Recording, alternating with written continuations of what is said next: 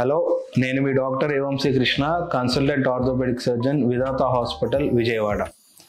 ఇవాళ మనం జెను వాల్గమ్ ఆర్ నాక్ నీస్ గురించి అంటే ఏంటి, దానివల్ల ప్రాబ్లమ్స్ ఏంటనేది చెప్తాను.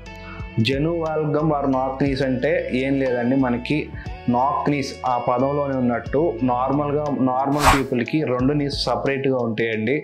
రెండు నీస్ టచ్ అవ్వవు నడిచేటప్పుడు కానీ నుంచున్నప్పుడు కానీ.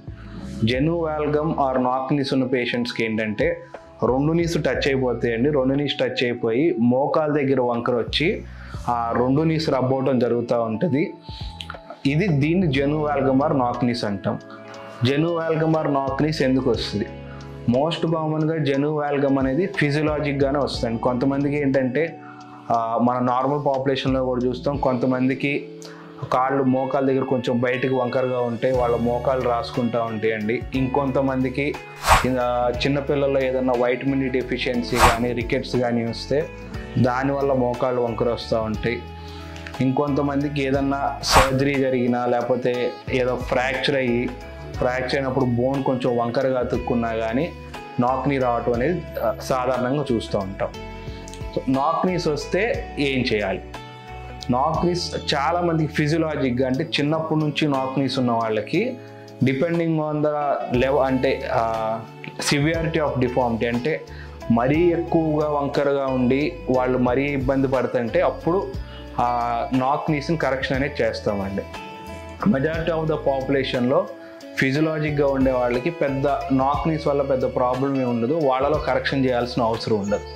కానీ కొంతమందికి డిఫార్మిటీ ఎక్కువ ఉండటం వల్ల సివియర్గా ఈ రెండు థైస్ రబ్ అవటం, ప్లస్ నడిచేటప్పుడు మీడియల్ సైడ్ పెయిన్ రావటం, అండ్ వాకింగ్ కూడా సరిగ్గా వాక్ చేయలేకపోవటం, ఏమన్నా స్పోర్ట్స్ యాక్టివిటీలో పాల్గొనాలన్నా స్పోర్ట్స్ యాక్టివిటీ సరిగ్గా చేయలేకపోవటం కొంతమందిలో చూస్తామండి. ఇలాంటి పేషెంట్స్లో ఆ డిఫార్మిటీని కరెక్ట్ చేయడానికి డిఫార్మిటీ ఏ బోన్లో ఉందో చూసుకొని, ఒకవేళ మనకి ఫీమర్ బోన్లో ఉంటే కింద లేటరల్ ఓపెనింగ్ వెడ్జ్ అని చెప్పి అండ్ లేకపోతే మీడియల్ క్లోజింగ్ వెడ్జ్ ఇలాంటి ఆపరేషన్స్ చేస్తామండి. అట్ ద సేమ్ టైం ఒకవేళ టిబియాలో ఉంటే టిబియాలో కూడా సేమ్ మీడియల్ క్లోజింగ్ వెడ్జ్ ఆస్టియోటమీ కానీ అలాంటి లేటరల్ ఓపెనింగ్ వెడ్జ్ ఇలాంటి సర్జరీస్ చేస్తాం. సేమ్ ఒకవేళ మనకి ఏదన్నా సర్జరీ జరిగి కాళ్ళు వంకర్లు వచ్చినా కానీ ఇలానే ఆ డిఫార్మిటీ బట్టి ప్లస్ ఆ డిఫార్మిటీ మన లైఫ్ స్టైల్ని ఎలా ఎఫెక్ట్ అవుతుందనేది చూసి దాన్ని బట్టి పేషెంట్స్కి డిఫార్మిటీ కరెక్షన్ సర్జరీ అనేది చేస్తాం. అండ్ జెను వాల్గస్ చాలామంది పాపులేషన్లో కొంతమందికి చిన్నప్పటి నుంచి ఫిజియలాజిక్గా ఉంటుంది, వాళ్ళకి దానివల్ల ఏం ప్రాబ్లం ఉండదండి. ప్రాబ్లం లేని వాళ్ళకి కరెక్షన్ చేయాల్సిన అవసరం ఏమీ లేదు. కొంతమందికి మరీ సివియర్గా డిఫార్మిటీ ఉండి దానివల్ల ప్రాబ్లమ్స్ వచ్చి గెయిట్ తేడా రావటం కానీ థైస్ రబ్ అయ్యి బాగా స్కిన్ ప్రాబ్లమ్స్ రావటం కానీ జరిగే వాళ్ళకే జెను వాల్గమ్ కరెక్షన్ అనేది అడ్వైస్ చేస్తాం. Thank you.